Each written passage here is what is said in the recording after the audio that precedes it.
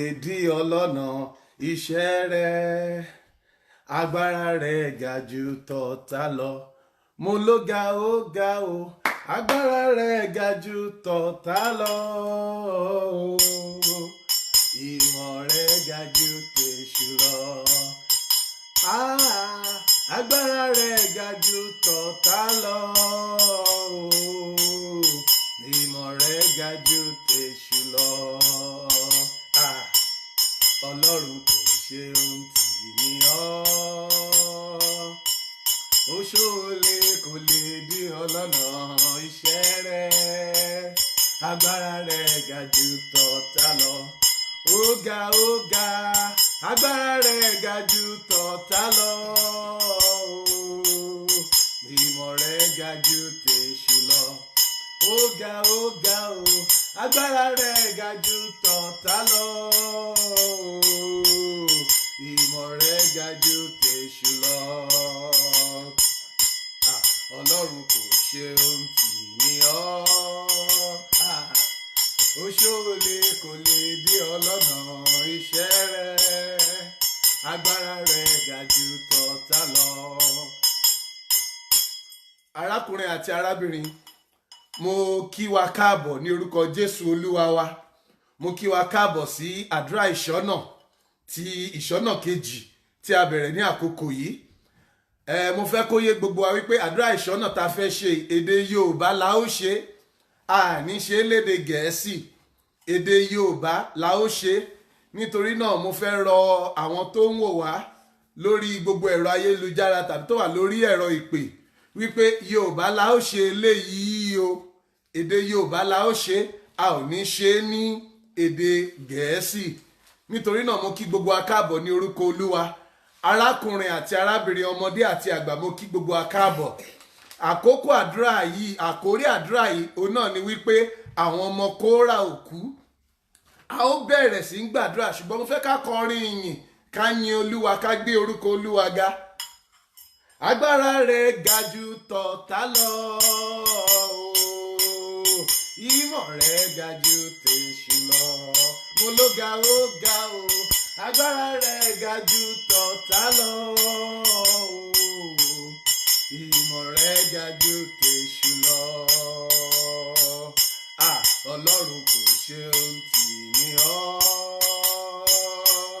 Oṣoolé kò lè dí ọlọ́nà iṣẹ́ rẹ̀. Agbára rẹ̀ ga jù tọ̀tá lọ.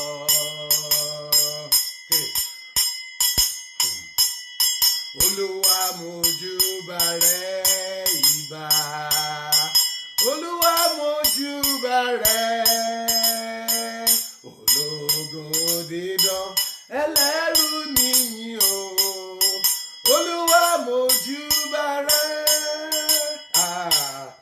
Olúwa mójúbà rẹ̀ ìbà. Olúwa mójúbà rẹ̀. Ológo dídán ẹlẹ́rù níyìn o. Olúwa mójúbà rẹ̀.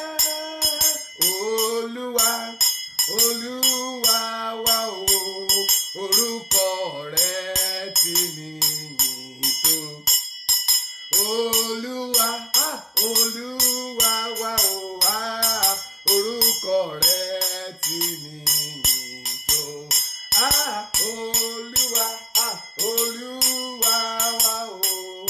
Orúkọ rẹ̀ ti níyìn tó tó. Ìbà rẹ̀ tó tó. Ìbà rẹ̀ òyígíyigì Ọlọ́run kìkìdá agbára tó tó. Ìbà rẹ̀. Arákùnrin àti arábìnrin, mo kí wa káàbọ̀ ní orúkọ Olúwa. Àdúrà mi ni wípé lórúkọ Jésù Kristi okun wa ò ní ṣègbé. Arákùnrin àti arábìnrin, èdè Yorùbá la ó ṣe ẹ̀ka tí a wà nínú rẹ̀ yìí. Nítorí wípé àwọn kan ń béèrè wípé à ń ṣe àdúrà àfẹ́ ṣe lédè Yorùbá.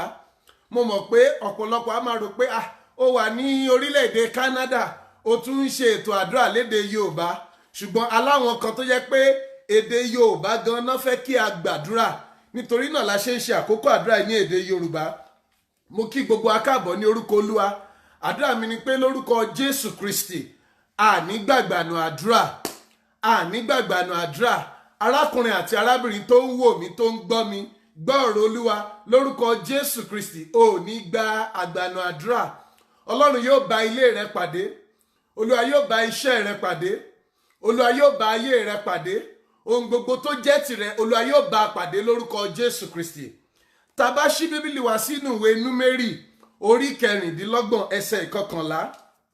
Númérì orí 26 ẹsẹ̀ 11. À ń sọ nípa àwọn ọmọ Kórà, wọn ò kú. Arákùnrin àti arábìnrin, mo fẹ́ kí ó yé wa wípé àdúrà tí a fẹ́ gbà yìí ó jẹ́ àdúrà ìsọjí, ó jẹ́ àdúrà ìjagun ti ẹ̀mí, ó dẹ̀ jẹ́ àdúrà láti mú ọkàn wálé. Àdúrà ìsọjí, àdúrà ìsọtẹ́lẹ̀, àdúrà ìjagun ti ẹ̀mí láti mú ọkàn wálé. Alágbára lọlọ́run, ológo dídán ni Ọlọ́run, Ọlọ́run kì í yí padà, ó ní ọ̀kan náà lánàá, lónìí àti títí láéláé. Arákùnrin àti arábìnrin, Jésù Kristi ó ní ọ̀kan náà lánàá, lónìí àti títí láéláé, kò yí padà. Nítorí náà mo fẹ́ rọ̀ wá bí a ṣe fẹ́ gbàdúrà, mo fẹ́ ká ṣí ọkàn wa payá, mo fẹ́ ká máa wo Jésù Kristi olùpilẹ̀ṣẹ̀ àti aláṣepé ìgbàgbọ́ wa bí a ó ṣe máa gbàdúrà. Àdúrà mi ni pé lórúkọ Jésù Kristi, lẹ́yìn àkókò àdúrà yìí, ọwọ́ Ọlọ́run yóò wà lára rẹ, yóò wà lára iṣẹ́ rẹ, ọwọ́ Ọlọ́run yóò wà lára ilé rẹ lórúkọ Jésù. Ẹ ní ṣe lásán, ẹ dẹ̀ ní gba ìrètí jù. Mo wí lórúkọ Jésù, ọwọ́ Ọlọ́run yóò wà lára ilé yín, yóò wà lára ẹ̀kọ́ yín, yóò wà lára iṣẹ́ yín, pàápàá yóò wà lára àwọn ọmọ yín lórúkọ Jésù. Mo wí nípa ẹnìkankan tó ń wò mí lórúkọ Jésù. Gbogbo ẹ̀yin òbí tó ń gbọ́ mi lọ́wọ́lọ́wọ́ báyìí, ẹ ní fọwọ́ gbé ọmọ sí lórúkọ Jésù Kristi. Ẹ ò ní fi ọwọ́ gbé ọmọ sí lórúkọ Jésù Kristi. Ẹ ní sọ ọmọ nù, ẹ ní pàdánù ọmọ. Bíbélì sọ fún wa nínú ìwé Númérì orí 26 ẹsẹ̀ 11. Tẹ́ bá ní Bíbélì yín ẹ lè bá wa ṣí síbẹ̀. Ìwé Númérì orí 26 ẹsẹ̀ 11. Ó ní ṣùgbọ́n àwọn ọmọ Kórà kò kú. Àwọn ọmọ Kórà kò kú. Ẹ jẹ́ kí n jẹ́ kó yé wa ká tó bẹ̀rẹ̀ sí gbàdúrà. Arákùnrin tí a ń pè ní Kórà, ó wá láti ìdílé Léfì, ìdílé àlùfáà ló ti wá. So Kórà ó jẹ́ ẹni tó ní ogún rere. Kórà ní ogún rere torí pé ó wá láti ìdílé àlùfáà. Bíbélì sọ fún wa wípé Kórà ó ní ogún rere, ṣùgbọ́n nínú ìwé Númérì orí 26, Kórà àti Dátánì àti Àbírámù wọ́n kóra wọn jọpọ̀, wọ́n ṣọ̀tẹ̀ sí Ọlọ́run. Ẹ gbọ́ ọ̀rọ̀ Olúwa arákùnrin àti arábìnrin. Kórà, Dátánì àti Àbírámù wọ́n ṣọ̀tẹ̀ sí Olúwa, wọ́n ṣọ̀tẹ̀ sí Ọlọ́run, wọ́n kóra wọn jọ, wọ́n ṣọ̀tẹ̀ sí ìríjú Ọlọ́run, Mósè tó jẹ́ ìríjú Ọlọ́run. Nígbà tó dẹ̀ ṣọ̀tẹ̀ sí Mósè tó jẹ́ ìríjú Ọlọ́run, Bíbélì sọ pé Ọlọ́run pa wọ́n run. Ọlọ́run pa Kórà run àti àwọn èèyàn bíi 250, èèyàn bíi 250 ó ní Ọlọ́run parun. Ṣùgbọ́n Bíbélì sọ fún wa pé àwọn ọmọ Kórà wọn ò tẹ̀lé ìlànà bàbá wọn. Àwọn ọmọ Kórà wọn ò ṣe bí bàbá wọn ṣe ṣe, wọn ò parun bí bàbá wọn ṣe parun. Nítorí náà Bíbélì sọ pé àwọn ọmọ Kórà wọn ò kú. Ọlọ́run dá wọn sí, Ọlọ́run pa wọ́n mọ́. Bíbélì sọ fún wa wípé èmi kì yóò kú ikú kíkú kan bí kò ṣe yíyè láti máa ròyìn iṣẹ́ rere Olúwa. Ohun tí ọ̀rọ̀ Ọlọ́run sọ nìyẹn. Ó ní èmi ò ní kú ikú kíkú kan bí kò ṣe pé èmi ó yè láti máa ròyìn iṣẹ́ rere Olúwa. Wọ́n wá pè wá níjà arákùnrin àti arábìnrin, kí ló ti kú nínú ayé rẹ pàápàá nípa tẹ̀mí? Ọ̀pọ̀lọpọ̀ ní iná ẹ̀mí wọn ti kú, iná ẹ̀mí wọn ti kú. Wọn ò jáfáfá fún Olúwa bíi tìgbà kan rí. Wọn ò ṣe déédé, akùdé ti dé bá iná ẹ̀mí wọn nítorí wípé bóyá wọ́n gbọ̀jẹ̀gẹ́. Arákùnrin àti arábìnrin, kí ló jẹ́ kí akùdé dé bá iná ẹ̀mí rẹ? Arákùnrin àti arábìnrin, kì í ṣe iná ẹ̀mí nìkan ló lè kú, ìran ọjọ́ ayé ènìyàn máa ń kú. Ọ̀pọ̀lọpọ̀ ló jẹ́ pé ìran ayé wọn ti kú, ìran ọjọ́ ọ̀la, ìran rere tán ní. Nígbà tí mo wà ní ilé ẹ̀kọ́ gíga, ní yunifásitì ti ìlú Ìbàdàn. Mo mọ ọ̀pọ̀lọpọ̀ ọmọ iléèwé àti àwọn akẹ́kọ̀ọ́ tá a jọ kẹ́kọ̀ọ́ tó jẹ́ wípé nígbà tó bá ń sọ̀rọ̀ wọ́n á sọ̀rọ̀ nípa ìran rere fún ọjọ́ ọ̀la, ìran rere fún ọjọ́ ọ̀la, ṣùgbọ́n lónìí ọ̀pọ̀lọpọ̀ ìran yẹn ti kú báyìí torí wípé kò sí àtìlẹ́yìn. Mo gbàdúrà fún ẹnìkan tó ń gbọ́ mi tó ń wò mí, àtìlẹ́yìn tó nílò fún ìran ayé rẹ lórúkọ Jésù Olúwa yóò gbé dìde fún ọ. Ìrànlọ́wọ́ àti àtìlẹ́yìn tó nílò fún ìran ayé rẹ, ìrànlọ́wọ́ àti àtìlẹ́yìn tó nílò fún ọjọ́ ọ̀la, fún ohun rere tó fẹ́ gbé ṣe ní ọjọ́ ọ̀la, mo gbàdúrà lórúkọ Jésù Kristi wípé ìrànlọ́wọ́ yẹn yóò wá lórúkọ Jésù. Akọ nínú ìwé orin Dáfídì orí 121 ẹsẹ̀ kínní, ó ní èmi ó gbé ojú mi sí orí òkè wọn nì, ó ní níbo ni ìrànlọ́wọ́ mi wá ti wá. Bíbélì sọ wípé ìrànlọ́wọ́ mi yóò ti ọ̀dọ̀ Olúwa wá, ẹni tó dá ọ̀run òun ayé.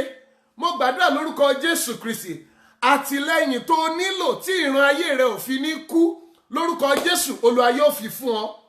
Ìrànlọ́wọ́ agbára ẹ̀mí mímọ́, agbára ọ̀gá ògo, iná ẹ̀mí mímọ́ àti agbára ọ̀gá ògo tó nílò fún ìran ayé rẹ tí kò fi ní kú lórúkọ Jésù Olúwa yóò fi fún ọ.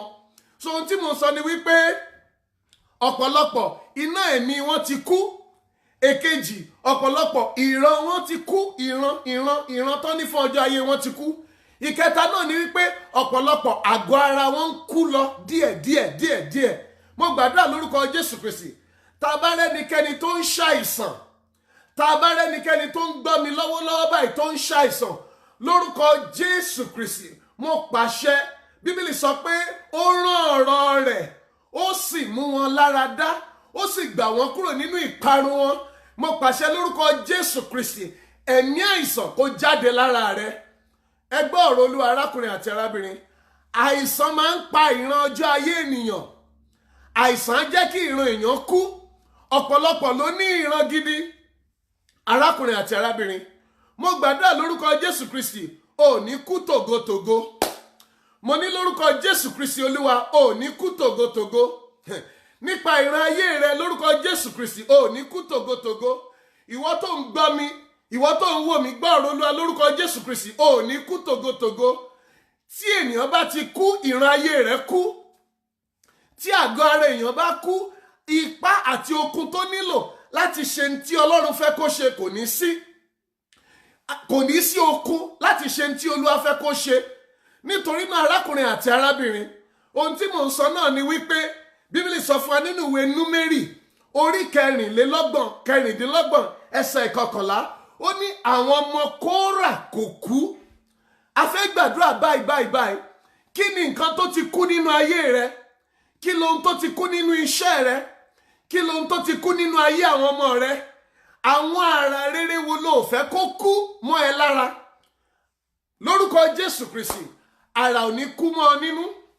Lórúkọ Jésù Kristi, mo wí lẹ́ẹ̀kan sí, àrà rere kò ní kú mọ́ ọ nínú.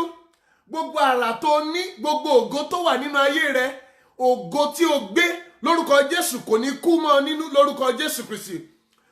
Àrà rere àti ògo tó ní kò ní kú lórúkọ Jésù Kristi.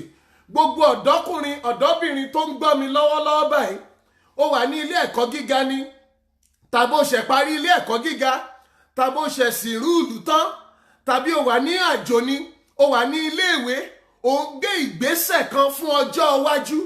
Mo wí lórúkọ Jésù Kristi, ẹ jẹ́ gbàdúrà yìí kí ẹ jẹ́ bẹ̀rẹ̀ sí ń gbàdúrà. Mo fẹ́ kó gbàdúrà kó porúkọ Jésù Kristi kó sọ pé Olúwa má jẹ́ kí àrà rere kú mọ́ mi nínú. Ìran àti àrà tó ní fún mi, ìran ọjọ́ iwájú mi tó ní fún mi, ìran ọjọ́ iwájú àti àrà tó dá sínú mi, Olúwa má jẹ́ ó kú mọ́ mi nínú. Ẹ jẹ́ á sọ di àdúrà bẹ́ẹ̀. Orúkọ Jésù, orúkọ Jésù, orúkọ Jésù. Ayérayé Ọlọ́run ìjìnlẹ̀ ìfẹ́, Ọlọ́run tó pọ̀ ní ipá àti agbára, Ọlọ́run ẹ̀mí àwọn wòlíì, Ọlọ́run tí kì í yí padà. A gbàdúrà lórúkọ Jésù Kristi, ìran ọjọ́ ọ̀la wa ò ní kú. Ẹnìkan gbàdúrà, ìran ọjọ́ ọ̀la mi ò ní kú, ìran ọjọ́ ọ̀la mi ò ní kú lórúkọ Jésù Olúwa. Ìran ọjọ́ ọ̀la mi ò ní kú lórúkọ Jésù Kristi Olúwa. Ìran ọjọ́ ọ̀la mi ò ní kú. Ìran tí Ọlọ́run ní fún ayé mi, ìran tí ọ̀gá ògo ní fún mi, ìran mi ò ní kú lórúkọ Jésù pé ìran ọjọ́ iwájú mi, gbàdúrà lórúkọ Jésù pé ìran ọjọ́ iwájú mi kò ní kú lórúkọ Jésù.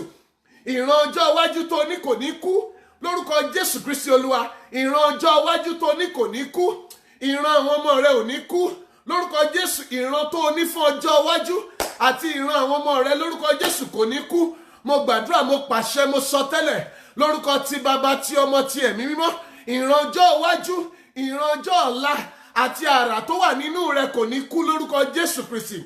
mo ní àrà tó wà nínú rẹ lórúkọ Jésù kò ní kú, àrà tó wà nínú rẹ lórúkọ Jésù kò ní kú, àrà tó wà nínú rẹ lórúkọ Jésù kò ní kú. bẹ́ẹ̀ ni yóò rí.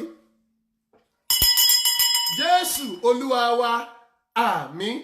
arákùnrin àti arábìnrin, mo fẹ́ kó o gbàdúrà nínú ìwé Sámúẹ́lì kínní. àgbàdúrà yẹn láàárọ̀ lédè Gẹ̀ẹ́sì, àgbà láàárọ̀ lédè Gẹ̀ẹ́sì, mo fẹ́ ká gbà á ní èdè Yorùbá.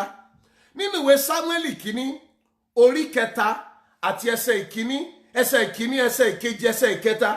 Sámúẹ́lì kínní, tó bá lè ṣí bíbélì rẹ, jọ ṣí bíbélì rẹ sí inú ìwé Sámúẹ́lì kínní orí 3. nínú ìwé Sámúẹ́lì kínní orí 3 ẹsẹ̀ ìkíní, ìkejì, ìkẹta. bíbélì sọ wípé ọmọ náà Sámúẹ́lì sì ń ṣe ìránṣẹ́ fún Olúwa níwájú Élì. ọ̀rọ̀ Olúwa sì ṣọ̀wọ́n lọ́jọ́ wọn nì. ọ̀rọ̀ Olúwa ṣọ̀wọ́n. bíbélì wa ní ìfihàn kò pọ̀. ẹ gbọ́ ọ̀rọ̀ Olúwa. ọ̀rọ̀ Olúwa ṣọ̀wọ́n. èkejì, ìfihàn ò pọ̀. kí ló dé tí ọ̀rọ̀ Olúwa ṣọ̀wọ́n? torí pé àwọn ìránṣẹ́ Ọlọ́run tó ní iná Olúwa wọn ò pọ̀ bíi ti tẹ́lẹ̀ mọ́. iná Ọlọ́run lórí ayé Élì ó ti ń kú. mo ń gbàdúrà nípa ẹnìkan tó ń wò mí. iná ẹ̀mí mímọ́ nínú ayé rẹ kò ní jó àjórẹ̀yìn.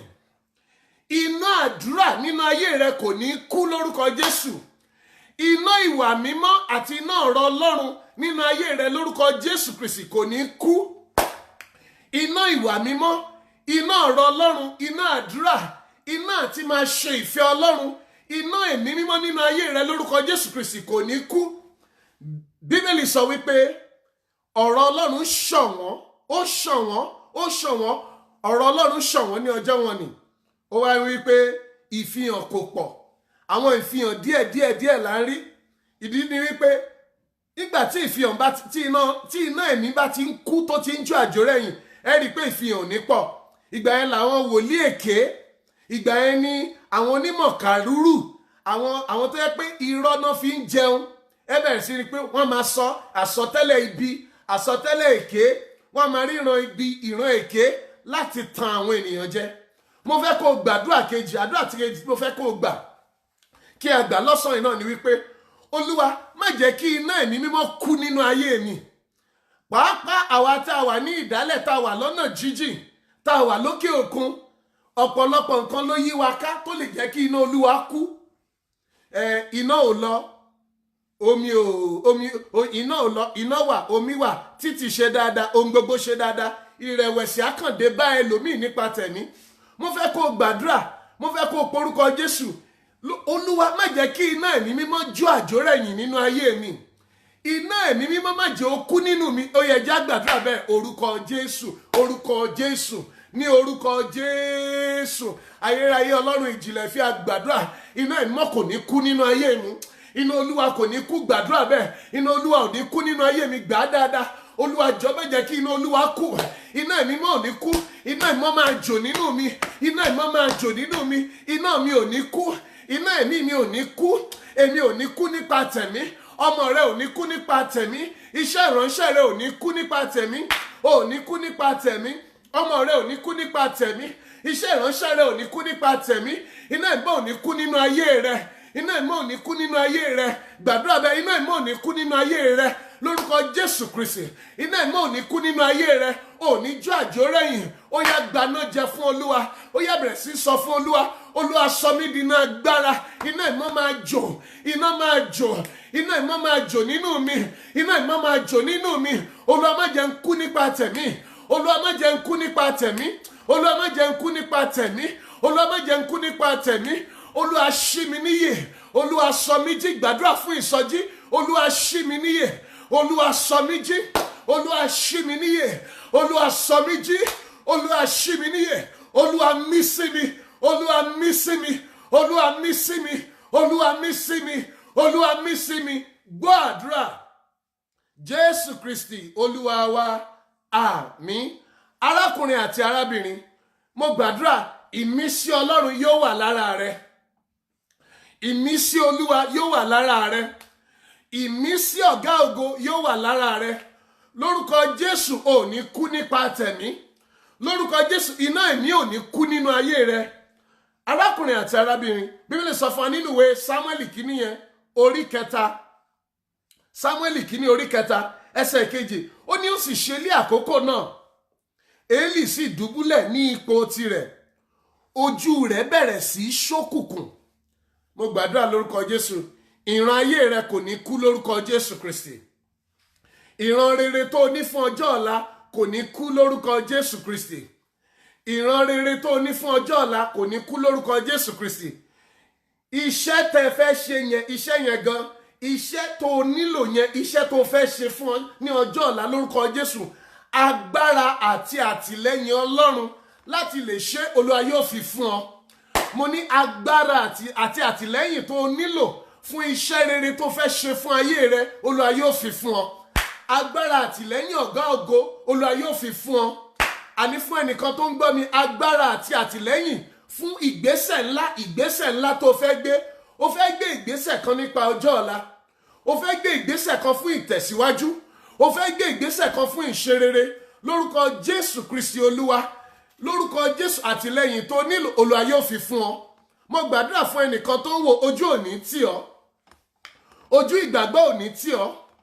Ojú àdúrà òní tì ọ́ lórúkọ Jésù Kristi. Ò ní gba ìrètí jù lórúkọ Jésù Kristi. Bíbélì ní wọ́n wò ó, ìmọ́lẹ̀ sì mọ́ wọn, ojú kò sì tì wọ́n. Torí pé o gba Jésù Kristi gbọ́. Torí pé o yàn láti tẹ̀lé Jésù Kristi. Ìmọ́lẹ̀ Olúwa yóò mọ́ bá ọ lórúkọ Jésù. Ojú òde ní tì ọ́, bẹ́ẹ̀ ni yóò rí. Bíbélì sọ fún wa wípé iná Olúwa bẹ̀rẹ̀ sí í kú nínú tẹ́ḿpìlì. Mo dẹ̀ fẹ́ ká gbàdúrà yìí dáadáa. Iná yẹn ó túmọ̀ sí ògo Ọlọ́run nínú ayé. Ògo Ọlọ́run bẹ̀rẹ̀ sí ń lọlẹ̀. Ògo yẹn bẹ̀rẹ̀ sí ń lọlẹ̀. Gbogbo ẹni tó ń wò mí tó ń gbọ́ mi. Àwọn kan wà tí ẹ mọ̀, tí mo mọ̀, tí ìwọ náà mọ̀. Wọ́n ní ògo ní ìgbà kan rí, ṣùgbọ́n báyìí ògo wọn ti lọlẹ̀. Wọ́n ní ògo tó dára, ṣùgbọ́n báyìí ògo ṣe kí ni? Ó ti lọlẹ̀. Wọ́n ti kú tògótògó. Mo fẹ́ kó gbàdúrà ìpè Olúwa má jẹ́ n kú tògótògó. Olúwa má jẹ́ káyà mi kú tògótògó. Ọmọ mi má jẹ́ ó kú tògótògó. Ẹ jẹ́ gbàdúrà bẹ́ẹ̀. Orúkọ Jésù, orúkọ Jésù, orúkọ Jésù. Bàbá mi àti Ọlọ́run mi, Olúwa má jẹ́ n kú tògótògó. Àtẹ̀mí àtayé àtọmọ gbà á ládùúrà. Àtẹ̀mí àtayé àtọmọ a ò ní kú tògótògó. Nítorí pé àwọn ọmọ Kórà ò kú. Àtẹ̀mí àtayé àtọmọ lórúkọ Jésù a ò ní kú tògótògó. A ò ní kú tògótògó. A ò ní kú tògótògó. Gbogbo agbára tó ń wá ìṣubú wa. Gbogbo agbára tó ń wá ìṣubú wa lórúkọ Jésù Kristi. Ipa wọn ò ní ká wa. Ipa wọn ò ní ká wa. Àní èmi ò ní kú tògótògó. Ọmọ mi ò ní kú tògótògó. Aya mi ò ní kú tògótògó. Ìran mi ò ní kú tògótògó. Ilé mi ò ní kú tògótògó. Ẹ̀gbọ́n mi ò ní kú tògótògó. Àbúrò mi ò ní kú tògótògó. Àwọn tó ń tìlẹ́yìn wọn ò ní kú tògótògó. Àwọn ọ̀rẹ́ mi ò ní kú tògótògó. Àwọn ọmọ mi ò ní kú gbàdúrà dáadáa pé Olúwa má jẹ́ n kú tògótògó. Má jẹ́ n kú tògótògó. Ọlọ́run tì mí lẹ́yìn, Ọlọ́run pa wá mọ́. Àtẹ̀mí àtọmọ àtaya a ò ní kú tògótògó. A ní rẹ̀ dànù. Ògo wa ò ní rẹ̀ dànù. Mo fẹ́ kó gbàdúrà yẹn dáadáa. Olúwa má jẹ́ kógo wa rẹ̀ dànù. Ògo àwọn ọmọ Kórà kò rẹ̀ dànù. Ògo bàbá wọn rẹ̀ dànù. Ṣùgbọ́n táwọn ọmọ Kórà kò rẹ̀ dànù. So gbàdúrà Olúwa ògo mi má jẹ́ ó rẹ̀ dànù. Ògo mi má jẹ́ ó ṣòfò. Ògo mi má jẹ́ ó rẹ̀ dànù. Ògo ayé mi má jẹ́ ó ṣòfò. Gbàdúrà fún ara rẹ pé ògo ayé mi ò ní rẹ̀ dànù. Ògo ayé mi ò ní ṣòfò. Ògo ayé mi ò ní rẹ̀ dànù. Ògo ayé mi ò ní ṣòfò. Ògo ayé mi ò ní lọlẹ̀. Ògo ayé mi ò ní lọlẹ̀. Lórúkọ Jésù Olúwa. Ògo ayé mi ò ní lọlẹ̀. Ògo àwọn ọmọ mi ò ní lọlẹ̀. Ògo aya mi ò ní lọlẹ̀. Ògo aya mi ò ní lọlẹ̀. Ògo iṣẹ́ ìránṣẹ́ mi ò ní lọlẹ̀. Ògo ìpè mi ò ní lọlẹ̀. Ògo ẹ̀kọ́ mi ò ní lọlẹ̀. Ògo ibi iṣẹ́ tí mo yàn láàyò kò ní lọlẹ̀. Mo fẹ́ kó gbà ládùúrà bẹ́ẹ̀. Ìpè lórúkọ Jésù ògo mi ò ní lọlẹ̀. Àníṣe lórúkọ Jésù Olúwa ògo mi ò ní lọlẹ̀. Lórúkọ Jésù Kristi Olúwa ògo mi ò ní lọlẹ̀. Lórúkọ Jésù ọmọ Ọlọ́run ògo mi ò ní lọlẹ̀. Lórúkọ Jésù Olúwa ògo mi ò ní lọlẹ̀ lórúkọ Jésù ọmọ Ọlọ́run ògo mi ò ní lọlẹ̀ bẹ́ẹ̀ ni yóò rí Jésù Olúwa wa àmín. Arákùnrin àti arábìnrin mo fẹ́ kí a gbàdúrà àdúrà tí mo tún fẹ́ ká gbà rè Bíbélì sọ wípé àwọn ọmọ Kórà wọn ò kú. Mo dẹ̀ sọ fún wa nígbà tá a ṣe ìṣọ́nà kínní wípé àwọn ọmọ Kórà bí wọ́n ṣe yàn láti má bá bàbá wọn kú ọ̀pọ̀lọpọ̀ nǹkan ló ṣẹlẹ̀ lẹ́yìn yẹn. Tẹ́ bá wọnú ìwé orin Dáfídì orin 132 orin Dáfídì orin 104 orin Dáfídì orin 133 orin ìwé méjìlá ni àwọn ọmọ Kórà kọ nínú ìwé orin Dáfídì. Ìdí ni wípé wọ́n kọ̀ láti kú bí bàbá wọn ṣe kú. Mo dẹ̀ sọ nípa ti ẹnìkan mo ń gbọ́ ilé ẹni tó ń gbọ́ mi tó ń wò mí ẹ gbọ́ ọ̀rọ̀ Olúwa.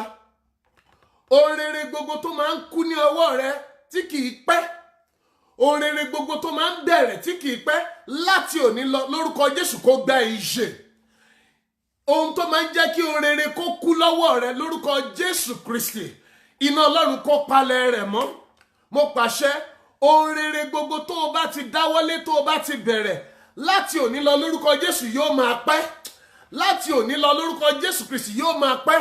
Ohun rere gbogbo tó o bá ti dáwọ́lé mo pàṣẹ lórúkọ ti Bàbá ti Ọmọ ti Ẹ̀mí Mímọ́ lórúkọ Jésù yóò máa pẹ́.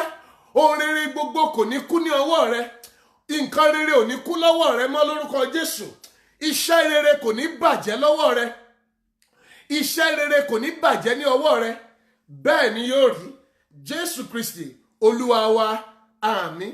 Mo ń gbọ́ ohùn Olúwa ní ká gbàdúrà yìí wípé gbogbo agbára tó ń wá ìṣubú wa gbogbo agbára tó ń wá ìṣubú wa wípé kọ́lọ́run kó palẹ̀ rẹ̀ mọ́. Àdúrà tí mo fẹ́ ká gbà ní ohun tí mo gbọ́ nìyẹn wípé agbára tó ń wá ìṣubú wa mo dẹ̀ fẹ́ ká gbà báyìí. Agbára tó ń wá ìṣubú ẹ̀kọ́ rẹ agbára tó ń wá ìṣubú rẹ lẹ́nu iṣẹ́ agbára tó ń wá ìṣubú àgọ́ ara rẹ agbára tó ń wá ìṣubú ìlera rẹ tó péye mo fẹ́ kó gbàdúrà mo fẹ́ kó fi agbára náà bú wípé láti òní lọ ò ní borí mi. Gbogbo agbára tó ń wá ìṣubú mi tó ń wá ìṣubú mi tó ń wá ìṣubú aya tó ń wá ìṣubú ọmọ tó ń wá ìṣubú ẹ̀kọ́ mi tó ń wá ìṣubú ìpè mi àti iṣẹ́ ìránṣẹ́ mi mo fẹ́ kó gbàdúrà lórúkọ Jésù Kristi. Ó yá lórúkọ Jésù iná Ọlọ́run kó palẹ̀ yín mọ́ ẹ ò ní borí mi. Ẹja sọ di àdúrà bẹ́ẹ̀ orúkọ Jésù orúkọ Jésù orúkọ Jésù. Gbogbo agbára tó ń wá ìṣubú mi gbogbo agbára tó ń wá ìṣubú mi lórúkọ Jésù Kristi ẹ máa ṣòfò dànù. Gbogbo agbára tó ń wá ìṣubú mi gbogbo agbára tó ń wá ìṣubú mi lórúkọ Jésù Kristi ẹ máa dasán. Gbàdúrà bẹ́ẹ̀ gbogbo agbára tó ń wá ìṣubú mi lórúkọ Jésù Kristi ẹ máa dasán. Gbogbo agbára tó ń wá ìṣubú mi lórúkọ Jésù Kristi ẹ máa dasán. Gbogbo agbára tó ń wá ìṣubú mi gbogbo agbára tó ń wá ìṣubú àtẹ̀mí àtayá àtọmọ lórúkọ Jésù Kristi mo ní lórúkọ Jésù ẹ máa dasán. Gbogbo agbára tó ń wá ìṣubú mi lórúkọ Jésù Kristi Olúwa ẹ máa dasán. Gbogbo agbára tó ń wá ìṣubú mi lórúkọ Jésù Kristi gbogbo agbára tó ń fẹ́ kó o ṣubú nípa tẹ̀mí gbogbo agbára tó fẹ́ kó o ṣubú nípa tara lórúkọ Jésù ó yá kó máa dasán. Ó yá máa gbàdúrà gbogbo agbára tó wá ìṣubú mi ó yá ẹ máa dasán. Gbogbo agbára tó wá ìṣubú mi ẹ ò ní borí mi. Ẹnìkan gbàdúrà yẹn dáadáa. Agbára ègún ìdílé tó ti gbé àwọn ẹni iwájú ṣubú ẹ ò ní gbé mi ṣubú. Sọ di àdúrà bẹ́ẹ̀. Agbára ègún ìdílé tó gbé àwọn ẹni iwájú ṣubú wọn ò ní gbé mi ṣubú wọn ò ní gbé ọ ṣubú. Sọ di àdúrà bẹ́ẹ̀ orúkọ Jésù Kristi orúkọ Jésù Kristi. Gbogbo agbára ibi ìdílé gbogbo agbára ègún ìdílé tó ti gbé àwọn ẹni iwájú ṣubú wọn ò ní gbé ọ ṣubú wọn ò ní gbé mi ṣubú. Gbogbo agbára ègún ìdílé tó ti gbé àwọn ẹni iwájú ṣubú wọn ò ní gbé ọ ṣubú wọn ò ní gbé mi ṣubú. Gbà á ládùúrà bẹ́ẹ̀. Gbogbo agbára ègún ìdílé tó gbé àwọn ẹni iwájú ṣubú ẹ ní borí mi ẹ ò ní lè gbé mi ṣubú ẹ ní gbé aya mi ṣubú ẹ ní gbé ọ̀tá mi ẹ ní gbé àwọn ọmọ mi ṣubú ẹ ní jọba lórí mi. Gbogbo agbára àwọn ọ̀tá gbogbo agbára ègún ìdílé tó gbé àwọn ẹni iwájú ṣubú lórúkọ Jésù Kristi Olúwa ẹ ò ní lè gbé mi ṣubú ẹ ò ní lè gbé mi ṣubú ẹ ò ní lè gbé mi ṣubú. Gbogbo agbára ègún ìdílé bẹ́ẹ̀ ni yóò rí Jésù Kristi Olúwa wa àmín. Mo gbàdúrà lórúkọ Jésù Kristi pé nípa agbára ọ̀gá ògo àwa yóò gbé ohun rere ṣe o. Mo ní lórúkọ Jésù ẹ ó gbé ohun rere ṣe. Ohun rere gbogbo tọ́lọ́run fẹ́ ká ṣe lórúkọ Jésù a ó gbé e ṣe. Ojú òde ní tì wá. Bí a ṣe ń kà á lọ, arákùnrin àti arábìnrin, nígbà tí Bíbélì sọ pé àwọn ọmọ Kórà ò kú, ìtumọ̀ rẹ̀ ni pé wọ́n dìdàkudà. Àwọn ọmọ Kórà wọ́n ṣe kí ni? Wọ́n dìdàkudà. Mo fẹ́ kí gbogbo òbí tó ń wò mí ẹ gbàdúrà fáwọn ọmọ yín báyìí o. Ẹ gbàdúrà dáadáa o wípé àwọn ọmọ mi ò ní dìdàkudà. Ògo wọn ò dẹ̀ ní rẹ̀ dànù. Àwọn ọmọ mi ò ní dìdàkudà. Àwọn ọmọ mi yóò yàn wọ́n á dẹ̀ yanjú. Àwọn ọmọ mi ò ní dìdàkudà. Àwọn ọmọ mi yóò yàn wọ́n á dẹ̀ yanjú. Nígbà tí Bíbélì sọ pé àwọn ọmọ Kórà ò kú, ó túmọ̀ sí pé wọ́n dìdàkudà. Báwo dẹ̀ ni mo ṣe mọ̀ pé wọ́n dìdàkudà? Àwọn ọmọ Kórà wọ́n kọ orin Dáfídì, orin méjìlá gbáko òní àwọn ọmọ Kórà kọ. Àwọn ọmọ Kórà wọ́n ṣe ohun takuntakun. Àṣìǹkà nígbà tó bá ti ka ìwé orin Dáfídì, orin 132, àwọn ọmọ Kórà ló kọ, àti bẹ́ẹ̀ bẹ́ẹ̀ lọ. Ohun tí mo wá sọ náà ni pé torí pé wọ́n dìdàkudà, wọ́n kú, káná kú ni wọ́n kàn dìdàkudà. Mo fẹ́ kó o gbàdúrà pàápàá ẹjẹ́ àgbà báyìí ẹ̀yin ènìyàn Ọlọ́run. Gbogbo òbí tó ń ṣe làálàá lórí ọmọ lọ́wọ́lọ́wọ́ báyìí, bóyá ọmọ kan wà tó dàbí ẹni pé ó le fún un. Mo fẹ́ kó o gbàdúrà wípé Olúwa dá sí ọ̀rọ̀ yìí. Mo fẹ́ kó o gbàdúrà kó o sọ tẹ́lẹ̀ wípé Olúwa dá sí ọ̀rọ̀ yìí. Ọmọ rẹ ò ní rẹ̀ dànù. Ọmọ mi ò ní dìdàkudà. Ó yẹ jẹ́ àgbà ládùúrà bẹ́ẹ̀, orúkọ Jésù, orúkọ Jésù, orúkọ Jésù. Gbogbo ọmọ mi tó ń ṣe làálàá, gbogbo ohun tó fẹ́ dàbí ẹni pé ó le fún àwọn ọmọ mi, lórúkọ Jésù Kristi, ọmọ mi ò ní dìdàkudà. Ọmọ mi ò ní dìdàkudà. Gbà á ládùúrà, ọmọ mi ò ní dìdàkudà. Ọmọ mi ò ní dìdàkudà lórúkọ Jésù Kristi. Àwọn ọmọ mi ò ní dìdàkudà. Àwọn ọmọ mi ò ní dìdàkudà. Agbára tí ó mú wọn ṣe rere láyé kó bà lé wọn. Agbára ìṣerere kó wọnú àwọn ọmọ mi. Agbára ìṣerere kó wọnú mi, kó wọnú àwọn ọmọ mi. Mo fẹ́ ká gbà á ládùúrà bẹ́ẹ̀. Agbára ìṣerere wọnú mi, wọnú àwọn ọmọ mi lọ. Agbára ìṣerere wọnú mi, wọnú àwọn ọmọ mi lọ. Agbára ìṣerere, agbára àtìlẹ́yìn ó yá wọnú mi, wọnú àwọn ọmọ mi lọ. Àwọn ọmọ mi ò ní kú, wọn ní dìdàkudà. Àwọn ọmọ mi ò ní kú, wọn ní dìdàkudà. Àwọn ọmọ mi wọ́n á yàn, wọ́n á yanjú lórúkọ Jésù Kristi. Àwọn ọmọ mi yóò yàn, wọ́n á yanjú. Àwọn ọmọ mi yóò la ipa láyé. Àwọn ọmọ mi yóò la ipa láyé. Àwọn ọmọ mi yóò ṣe rere. Àwọn ọmọ mi yóò di ńlá. Gbàdúrà yẹn. Ọmọ mi yóò ṣe rere. Ọmọ mi yóò di ńlá. Àwọn ọmọ mi yóò yàn, wọ́n á yanjú lórúkọ Jésù. Wọn ò ní dìdàkudà. Ọmọ mi ò ní bàjẹ́. Ọmọ mi ò ní bàjẹ́. Ọmọ mi ò ní bàjẹ́. Ọmọ mi ò ní bàjẹ́. Ibi ò ní bá àwọn ọmọ mi. Màá gbé ohun rere ṣe. Èmi ò gbé ohun rere ṣe. Àwọn ọmọ mi náà ó gbé ohun rere ṣe. Bẹ́ẹ̀ ni yóò rí. Jésù Kristi Olúwa wa, àmín.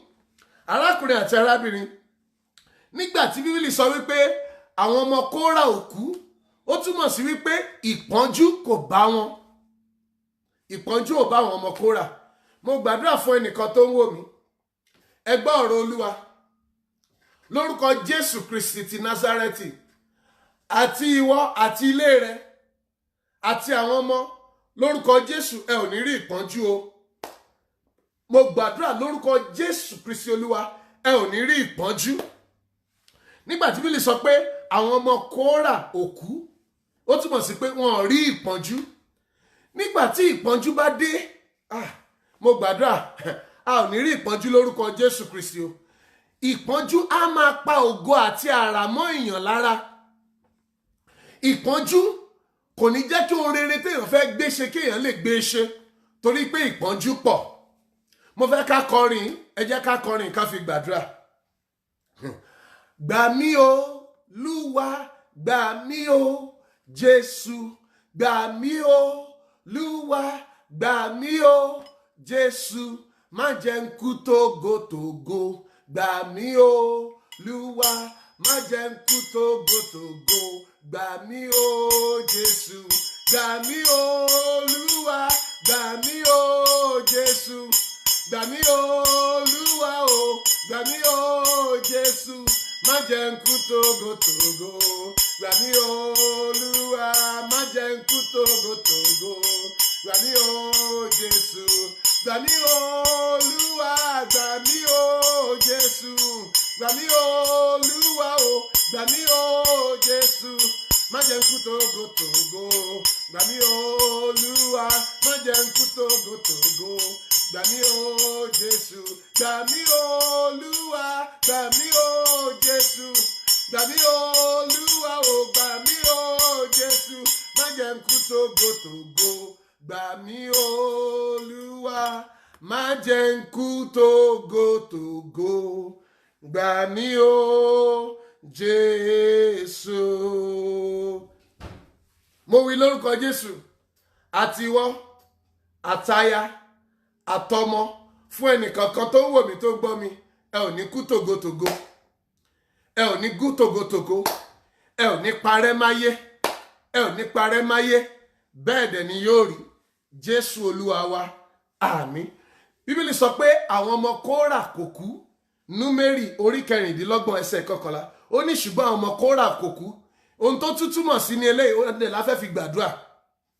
Nígbà tí Bíbélì sọ pé àwọn ọmọ Kórà ò kú, ó túmọ̀ sí wípé wọ́n so èso. Wọ́n bẹ̀rẹ̀ sí ń so èso. Àwa mélòó la fẹ́ so èso? Èmi fẹ́ so èso. Mo fẹ́ so èso rere. Bíbélì ní ẹ máa bí sí, ẹ máa rẹ̀ sí, kí ẹ sì máa gbáyùn. Arákùnrin àti arábìnrin, Ọlọ́run fẹ́ kó o so èso rere. Nígbà tí Bíbélì sọ pé àwọn ọmọ Kórà ò kú, ó túmọ̀ sí pé wọ́n bẹ̀rẹ̀ sí ń so èso rere. Ọlọ́run fẹ́ kí ìwọ náà kó o so èso rere. Ọ̀gá ògo fẹ́ kó o so èso rere. Ó fẹ́ kí èso rẹ kó dàgbà. Ọlọ́run fẹ́ kó o so èso rere. Nítorí náà mo fẹ́ kó o gbàdúrà. Mo fẹ́ kó o sọ fún Olúwa, nínú iṣẹ́ mi, Olúwa jẹ́ kí n so èso rere. Nínú ilé mi, Olúwa jẹ́ kí n so èso rere. Gbogbo ẹ̀yin tẹ́ ń gba Ọlọ́run gbọ́ fún ọmọ, lórúkọ Jésù Kristi, Olúwa yóò ṣe fún yín. Mo ní lórúkọ Jésù, Olúwa yóò ṣe fún yín. Gbogbo ẹ̀yin tó dàbí ẹni pé iṣẹ́ yín ó ti dòkú, mo wí lórúkọ Jésù, láti òní lọ iṣẹ́ yín kó gba ìyè. Mo ní lórúkọ Jésù, láti òní lọ iṣẹ́ yín kó gba ìyè. Mo nítorí náà mo fẹ́ ká gbàdúrà ẹ̀, Olúwa jẹ́ kí n so èso rere. Nígbà táwọn ọmọ Kórà ò kú, wọ́n bẹ̀rẹ̀ sí ń so èso rere. Wọ́n bẹ̀rẹ̀ sí ń so èso rere. Wọ́n bẹ̀rẹ̀ sí ń so èso rere. Nítorí náà mo fẹ́ kó gbàdúrà, Olúwa jẹ́ kí èmi náà so èso rere. Jẹ́ káwọn ọmọ mi kó so èso rere. Àdúrà orúkọ Jésù, orúkọ Jésù, orúkọ Jésù. Olúwa jẹ́ n so èso rere. Jẹ́ káyà mi so èso rere. Jẹ́ káwọn ọmọ mi so èso rere. Nípa tẹ̀kọ́ kán máa so èso rere. Ẹ gbàdúrà yẹn, àwọn ọmọ mi sọ fún Olúwa, nípa tẹ̀kọ́ ẹ̀yin ọmọ mi ẹ ó so èso rere. Nínú ẹ̀kọ́ ẹ ó so èso rere. Nínú ìrìn àjò yín láyé ẹ ó so èso rere. Nínú gbogbo ìdáwọ́lé ẹ ó so èso rere. Àní nípa tẹ̀kọ́ a ó so èso rere. Nípa tẹ̀kọ́ èmi ó so èso rere. Nínú iṣẹ́ ìránṣẹ́ èmi ó so èso rere. Nínú ayé mi èmi ó so èso rere. Nípa ti owó èmi ó so èso rere. Ohun gbogbo tí n bá dáwọ́lé yóò so èso rere. Ohun gbogbo tí n bá dáwọ́lé yóò so èso rere. Ohun gbogbo tí n bá dáwọ́lé yóò so èso rere. Ohun gbogbo tí n bá dáwọ́lé yóò so èso rere. Ẹ gbà ládùúrà bẹ́ẹ̀ pé ohun rere gbogbo tẹ́ ẹ bá dáwọ́lé láti òní lọ yóò máa so èso rere. Ohun rere gbogbo ò ní kú mọ́ yín lọ́wọ́ mọ́. Láti òní lọ, ohun rere gbogbo tẹ́ ẹ bá dáwọ́lé lórúkọ Jésù Kristi yóò máa so èso rere. Yóò máa so èso rere. Yóò máa so èso rere. Yóò máa so èso rere. Yóò máa so èso rere. Gbọ́ àdúrà. Jésù Olúwa wa, àmín. Mo gbàdúrà lórúkọ Jésù Kristi wípé a ó so èso rere o. Ẹnìkan tó wò mí tó ń gbọ́ mi, gbọ́ ọ̀rọ̀ Olúwa, báyìí ni Olúwa Ọlọ́run àwọn ọmọ ogun wí nípa tiẹ̀. Ó so èso rere lórúkọ Jésù Kristi. Èso rẹ ò ní rẹ̀ dànù. Èso rẹ ò ní rẹ̀ dànù lórúkọ Jésù Kristi. Èso rẹ yóò la ayé já lórúkọ Jésù. Èso rẹ yóò la ayé já lórúkọ Jésù. Bẹ́ẹ̀ dẹ̀ ni yóò rí. Bẹ́ẹ̀ ni yóò rí. Jésù Kristi Olúwa wa, àmín.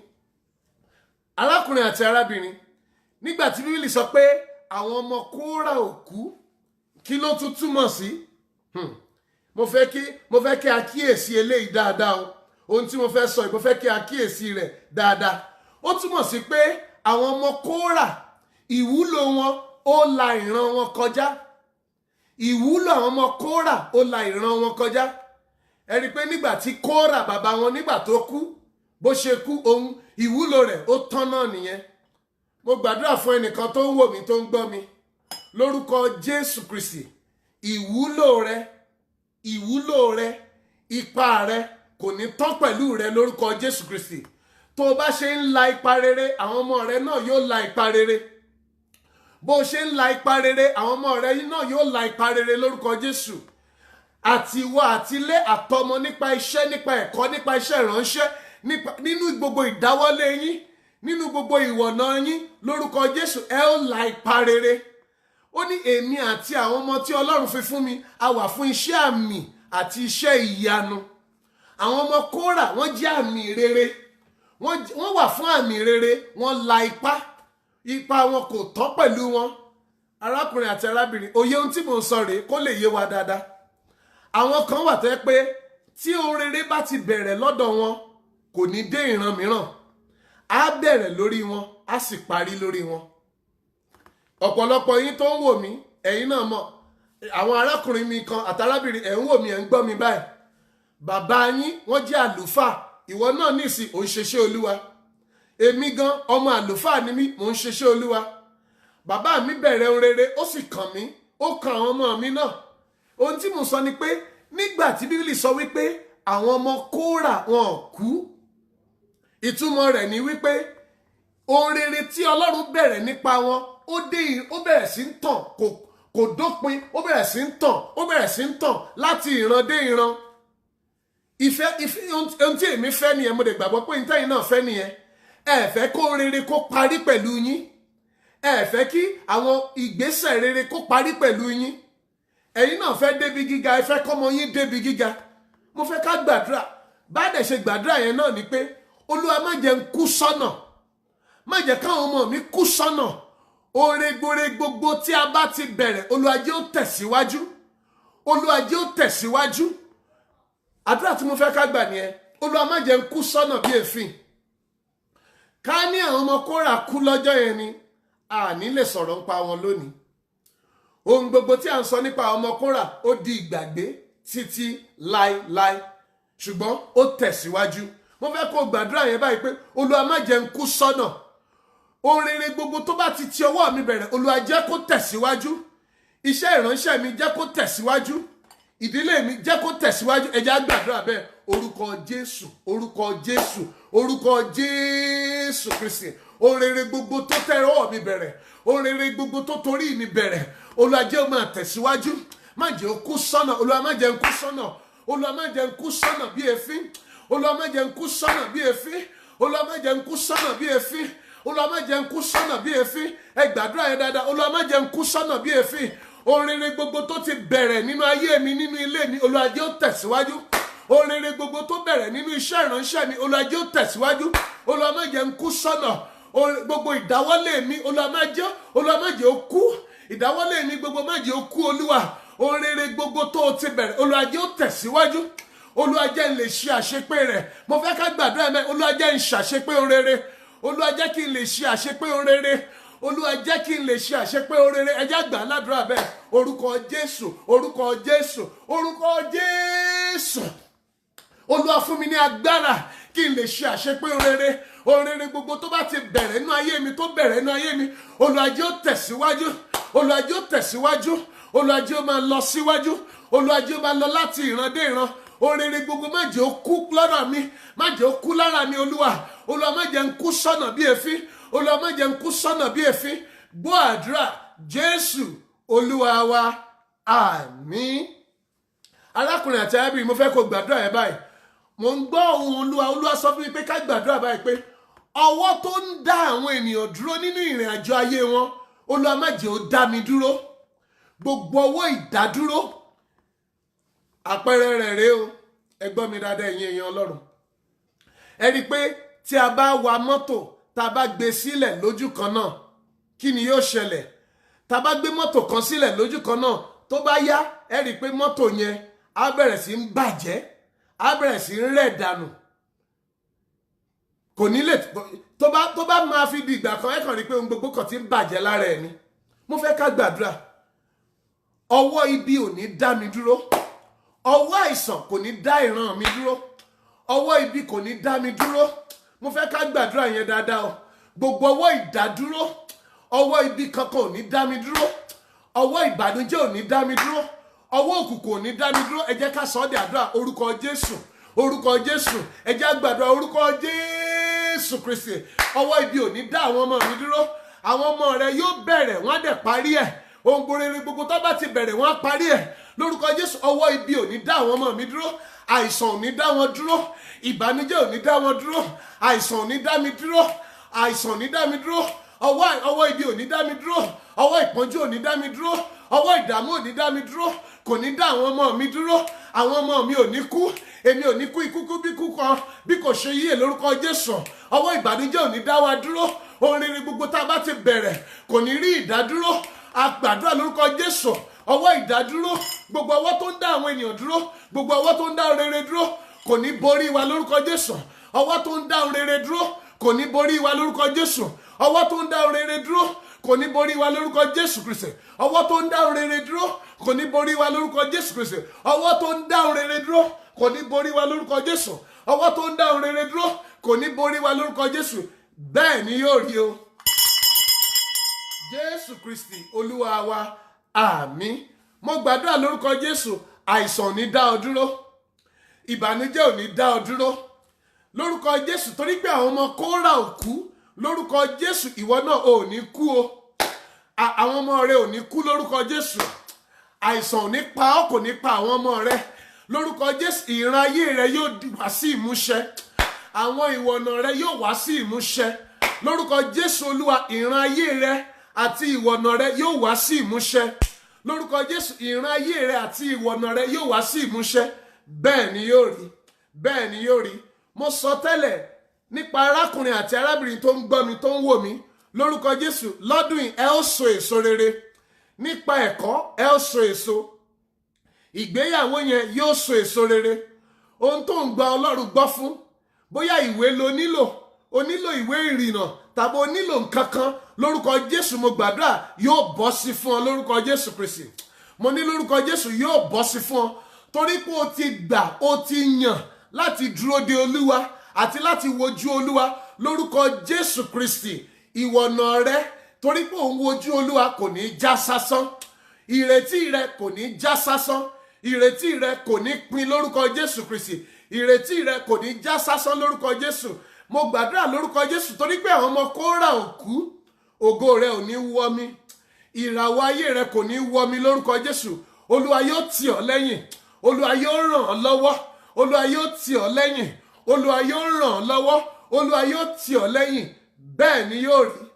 Bẹ́ẹ̀ ni yóò rí. Jésù Kristi Olúwa wa, àmín. Àmín. Àmín lórúkọ Jésù. Arákùnrin àti arábìnrin, àkókò wa ti tó.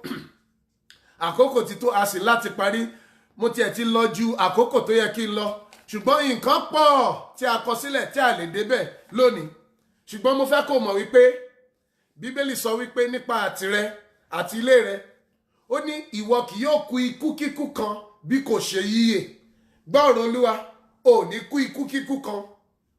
Àti ìwọ àtọmọ rẹ ẹ ó yè lórúkọ Jésù. Ibi ò dẹ̀ ní bá yín. Olúwa yóò tì yín lẹ́yìn. Ẹ ó rí ojú rere Ọlọ́run. Mo gbàdúrà lórúkọ Jésù, ọwọ́ àánú Ọlọ́run yóò mú yín la ogun kọjá. Ọwọ́ àánú Ọlọ́run yóò mú yín la ibú kọjá. Gbogbo ohun rere gbogbo tẹ́ ẹ ti bẹ̀rẹ̀, ọwọ́ àánú Ọlọ́run yóò mú yín là á kọjá. Lórúkọ Jésù Kristi. Ìròyìn ayọ̀ la ó gbọ́ nípa ti yín. Mo wí lórúkọ Jésù, nípa tiwa àti ilé rẹ, ìròyìn ayọ̀ la ó gbọ́. Bẹ́ẹ̀ dẹ̀ ni yóò rí. Jésù Kristi Olúwa wa, àmín. Àmín. Àmín lórúkọ Jésù. Amen. Àkókò wa ti tó, láti parí. Ṣùgbọ́n ìṣọ́ kẹta á bẹ̀rẹ̀ níbi wákàtí 5-6 sísìn. Yóò jẹ́ aago 9 alẹ́, aago 9 ní àkókò tiwa níbí. Aago 9 yẹn yóò jẹ́ aago 4 ìdájí, aago 4 ìdájí fún àwọn tó wà ní orílẹ̀-èdè Nàìjíríà.